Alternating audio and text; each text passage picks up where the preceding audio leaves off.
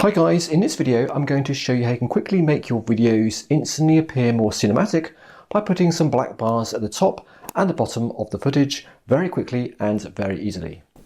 And I'm going to show you how a very quick hack to make your videos look more cinematic very easily in Davinci Resolve. So inside of Davinci Resolve we need to create a couple of new video tracks above your footage. On the left hand side on the toolbox, go to generators and then solid colors. And we're going to then bring on two black solid rectangles to appear at the top and the bottom of our video footage. Now drag one onto the top video track and then in the inspector window for the generator, change the crop bottom property and keep dragging it all the way up until the height of the bar reduces so that it's right at the very top. The height of the bar is up to you, so whatever you think looks best.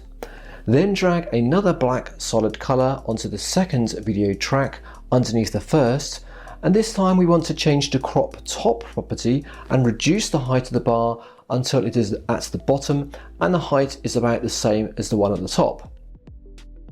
Alter the crops of the two bars until they look about the same, and then extend the length of the two tracks all the way till the end of your video footage.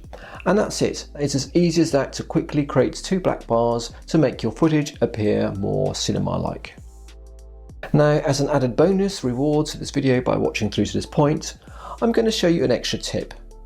At the start of the video, perhaps you'll like to show some titles and then the black bars to appear after a few seconds, which can sometimes be seen when we're watching a movie. Now to do this, move the video playback head to a few seconds into the footage, click the red diamond on the right of the crop property, and this will add a keyframe at this point. Do the same for the other black bar in the same way. And then create a keyframe and go back to the start and change the cropping amount till the bars disappear.